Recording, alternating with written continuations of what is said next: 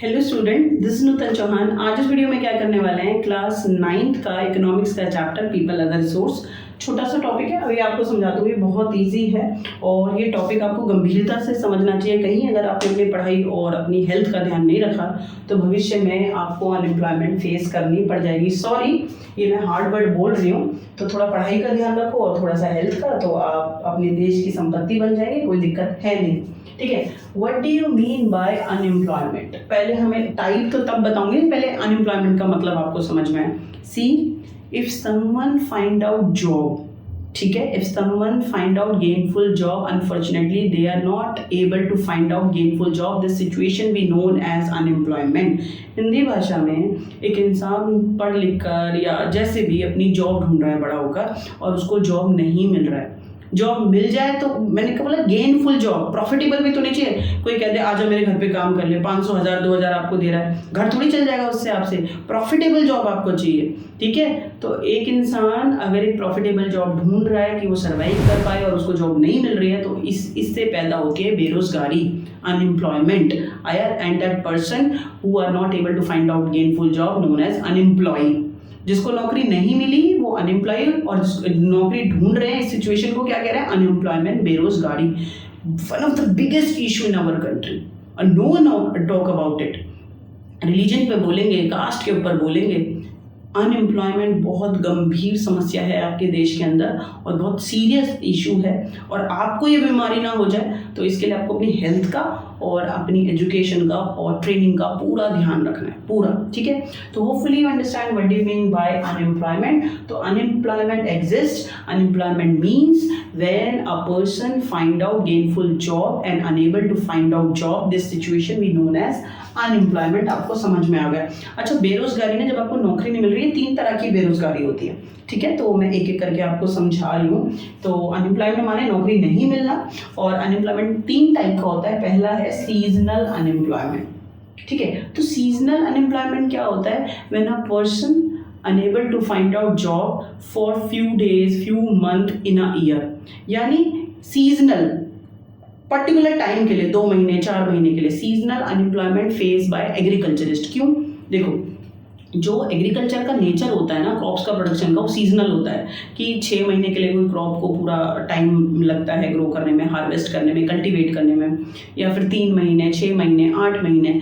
तो क्या कह रहे हैं, अब इतनी देर तो किसान काम करेगा, उसको पैसा मिलेगा, और जब वो खेती जो कल्टीवेट हो जाएगा लैंड, उसके बाद उसके पास टाइम खाली बच जाएगा 2-3 महीने। बात समझ में? नेक्स्ट सीजन तक वो वेट करेगा।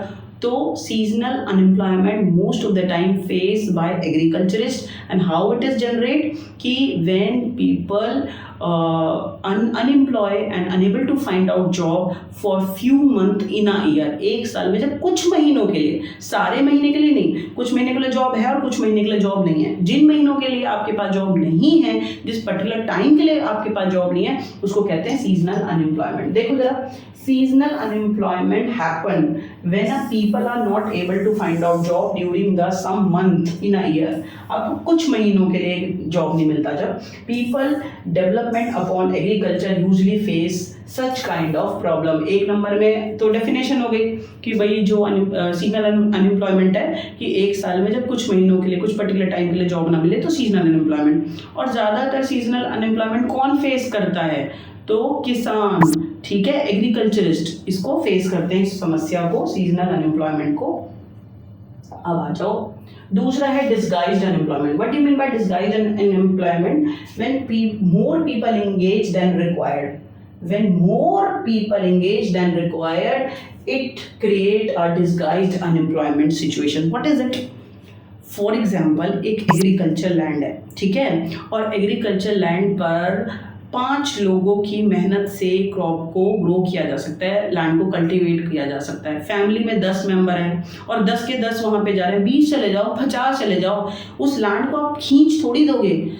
5 लोगों की मेहनत से भी वही प्रोडक्शन होने वाला है, 50 लोगों की मेहनत से भी वही प्रोडक्शन होने वाला है। तो फिर बाकी के लोगों की मेहनत तो वेस्ट हो गई ना।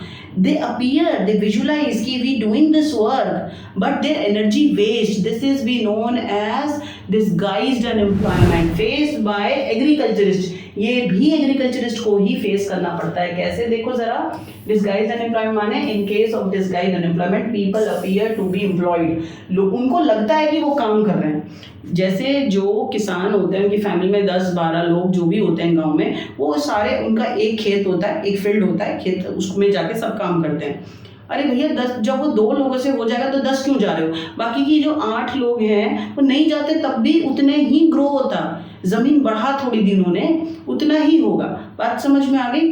तो 8 लोगों की एनर्जी वेस्ट हो जाती है। देखो जरा, they have agriculture plot where they find work, the work required the service of 5 people, मान लो 5 लोगों की जरूरत है, but engage in 8 people, 3 people are extra, their energy waste and they face disguised unemployment. Hopefully you understand, more people engage in work than required. बस इतनी सी बात याद रख लो कि more people engage than required, ज़्यादा लोग काम में लगे होते हैं। मान लो इस लेक्चर को ही देखो, I'm alone capable to deliver this topic in front of you, आपको समझ आ गया।